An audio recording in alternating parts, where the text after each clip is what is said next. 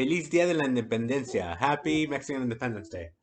So I took the um, Ancestry DNA test and I discovered something cool. I discovered that I was 100% Mexican. Yep. And I was like, okay, that's cool. Cool to learn that. So I am 100% Mexican and I will share my results with you guys so you can see them. So I'm just gonna quickly go and share this first slide. It showed this was the first result that I received, and it showed me having DNA from North to South America, just the whole thing covered, right? And then it showed that my secondary line was Portugal, and I was like, "Whoa, Portugal! What in the world?" Because my last name's in Spanish. My names are in Spanish. Well, the story, with the Spaniards coming to the Americas. Uh, I don't know. It was kind of confusing. I was shook. I was shook. For a while, I was like, "Oh my gosh, I can never make fun of Portuguese again," and it was shocking. So for a good while, I I, I tried to learn a little bit of Portuguese and just kind of get more into trying to understand the culture better, the culture of people in Portugal as well as people in the Americas, like people from Brazil. Um, because they would technically be like cousins in a way, you know. But then I got secondary results. So these first results were in 2018. Those when I first got my results. In 2019, I got an update, and then it switched from the Portuguese to being mainly Spanish. And in that case, once I saw that, I'm like, oh, good, I can make fun of Portuguese again. But it was just interesting how that changed, and there were some couple of different little uh, other origins that changed as well.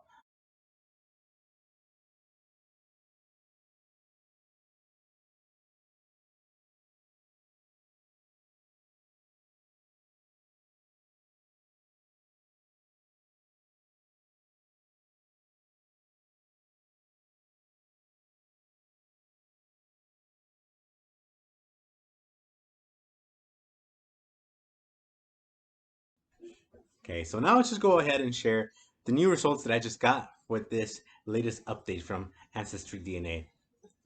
So as you guys can see,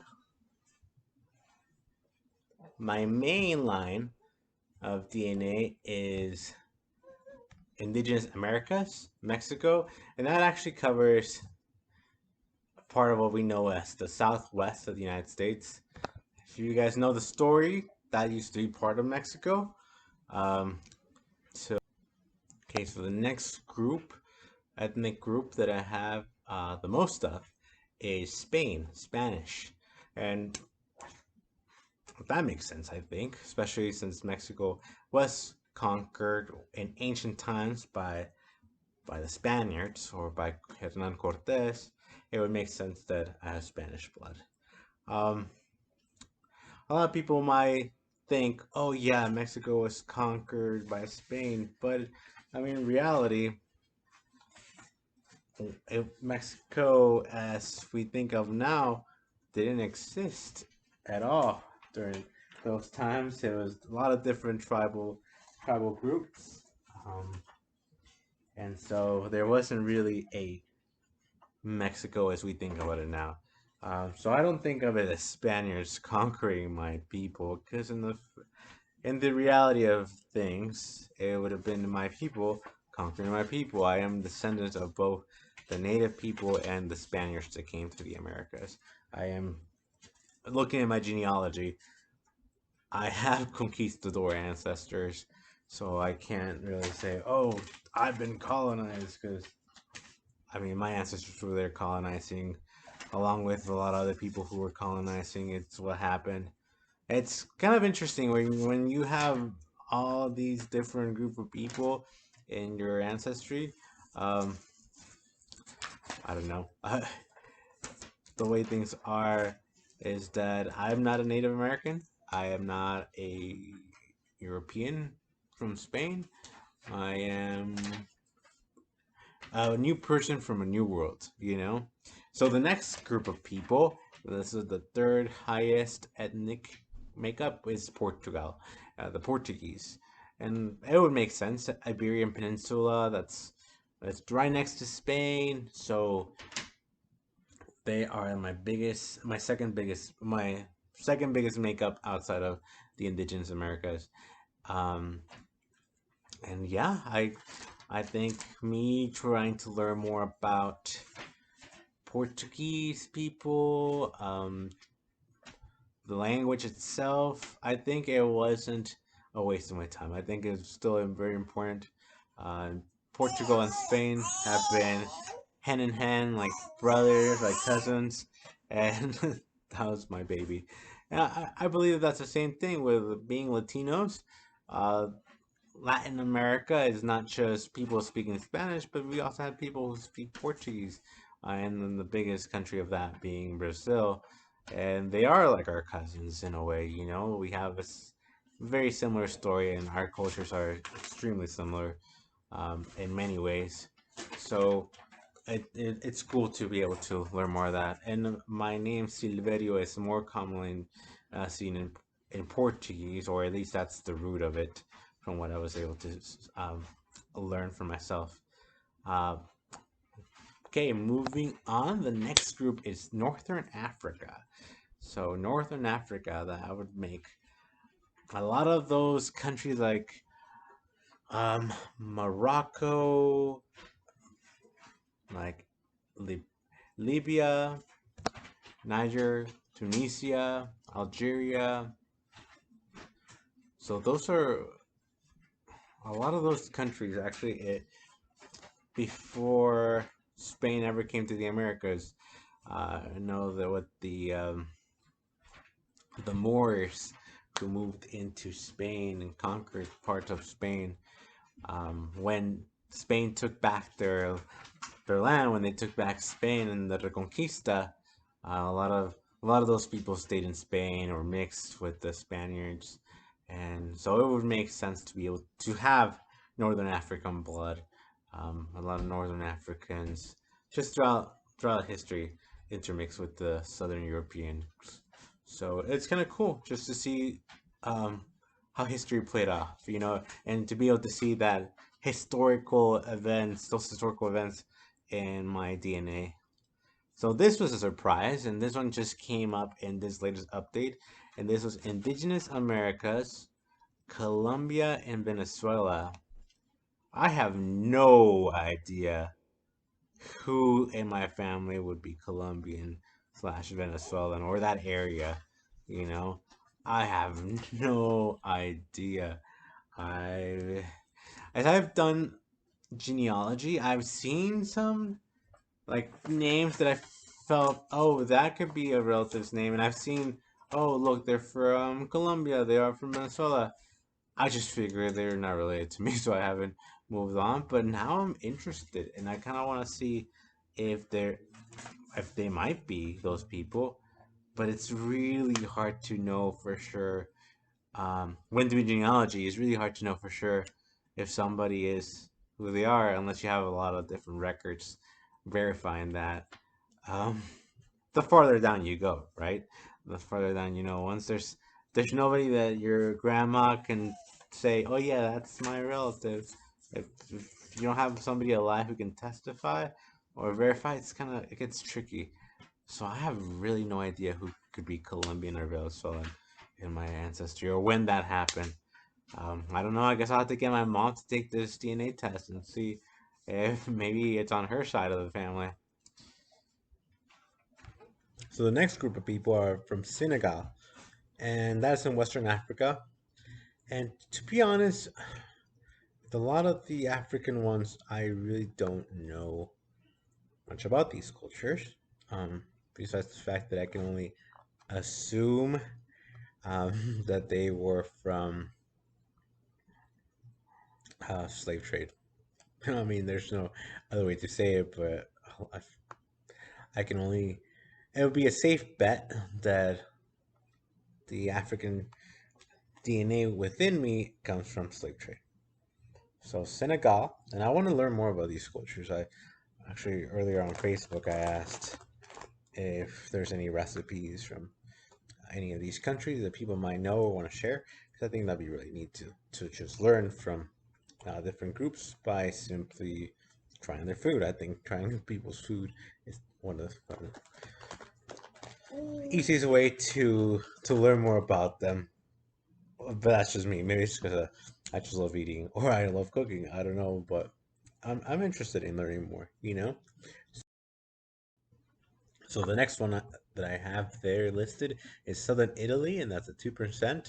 And it's kind of neat just to be able to see that, the specific regions, the south part of Italy. So it kind of lets you know a little bit more of that specific culture in that area. And, you know, maybe there's some dishes, maybe there's some traditions that are more um, in particular to that part as opposed to northern Italy, for example. Um, so it's kind of cool just to be able to see that southern Italian cuisine is famous and well beyond its Italian borders. Yeah, so a lot of the famous dishes that we hear about, like pizza, pastas, they're from that region, and then Sicily is in that area as well. So kind of neat, and Italians were big in trading. Um, Mark Marco Polo, big trader, but then Christopher Columbus, he traveled with the Spaniards to the New World. There's a lot of Italians who worked in trading, um, so it would make sense that that would all kind of be connected. But right after that, and this was interesting, it was Greece and Albania. So I don't know if maybe they couldn't see if it was one or the other, but just in that area of Greece, Albania, like, um, so that is pretty neat. Actually, I think that's one of the places that my wife really wants to go to Greece. So it's kind of cool. I'm 2% Greek, I guess. So that's kind of neat that that shows there. So I definitely like Mediterranean food a ton. It's delicious. So maybe that's why. Maybe my tongue's Mediterranean. Maybe that's why I'm a good kisser. I don't know. Anyways, Indigenous Americas Central is next. So it's cool. And so I have in Central American indigenous groups. There's not a specific country there. Again, as I said earlier, there were so many tribes before prior to colonization. So it's hard to really pinpoint um, what specific modern border those tribes would have belonged to. But it's kind of neat just to see like that I do have northern, central, and a bit of South American indigenous groups within me. So that's kind of neat. That was kind of what my initial results back in 2018 were showing. So it's kind of fun to see that show up again, but in a more specific way. Okay, so next we have European Jewish, and I don't know too much about um, European Jewish in this because this is interesting. 'Cause at least in this representation of European Jewish, it shows more of that um, Eastern Europe, like Poland, Slovenia, Ukraine, all that area. But in my genealogy, I do have people from Spain who were Jewish and converted to becoming Catholic. I can only assume by the time period and being Spain that it was because of the Inquisition that they converted into being Catholic. So then those European Jews would have been from Iberia, from Spain, not so much from the Eastern Europe regions. But I don't know. I could be wrong. I could have some European Jew blood from Eastern Europe. In which case, I don't know. That's still really neat because I don't know. It just um, expands my desire to learn more about people from those areas. But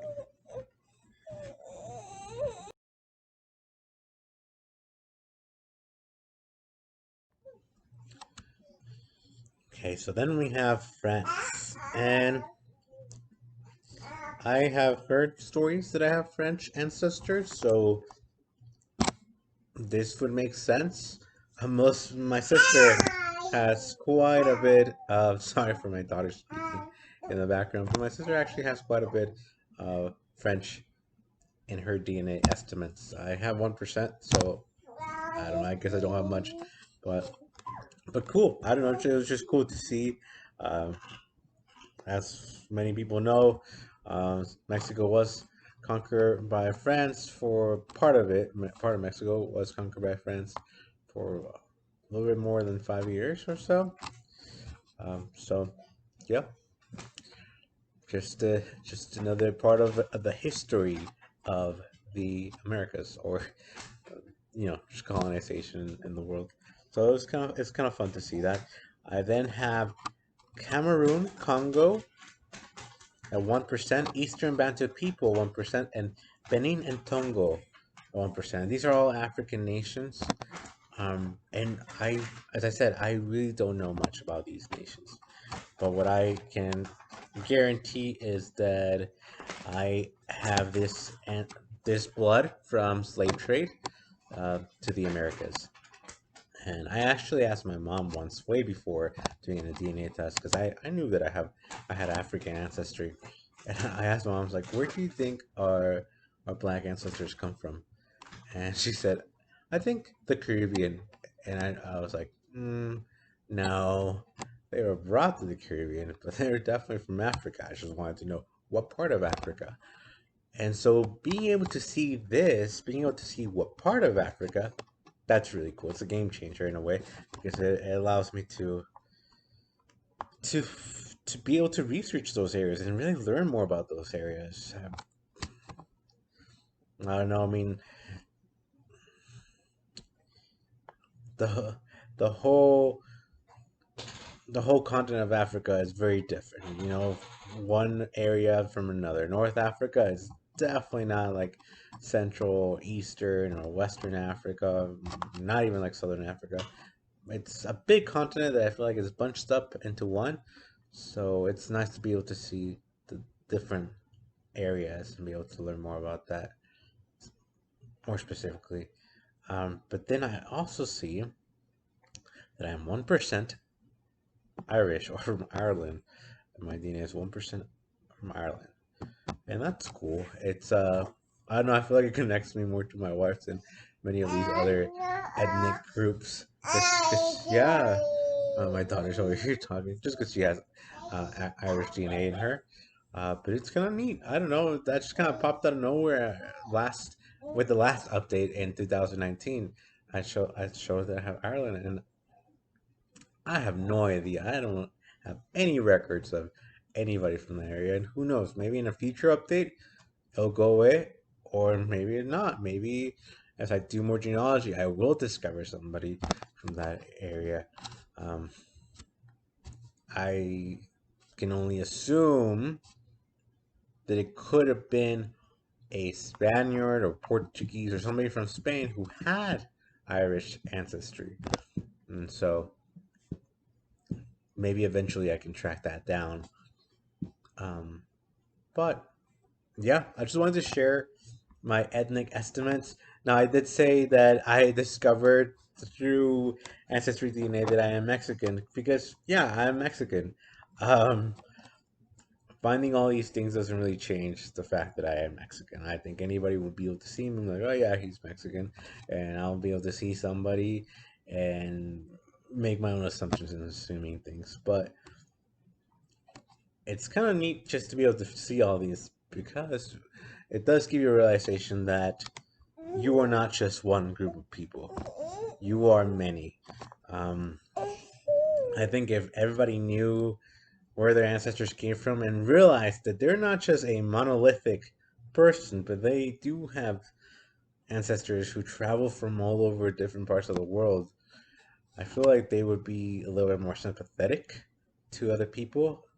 I feel like they would be able to see more people as brothers and sisters and less as the other. And I feel like we should just have more love in our in our communities. I just I just think that we divide ourselves a lot. But as we learn who we are, we will I think we will be able to appreciate more of where we are and where we're going. Um, so yeah, I'm Mexican. Today is the Mexican Independence Day, and I just wanted to share this with everybody because I think it's really neat that I was able to get these results and be able to learn more about myself. I encourage everybody to do one of these DNA tests. I know people freak out about different conspiracy theories. Honestly, nobody cares about you that much. Just for real, like nobody does. Um, Nobody's gonna stalk you. You're not famous, so don't worry about it.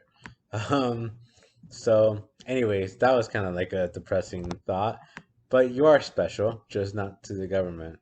And do one of these DNA tests because it's honestly you're gonna be able to connect with people you would have never thought you would be able to connect with. You might discover pictures and stories of ancestors from other people's family trees. But yeah, you guys have a great rest of your week, and until next time.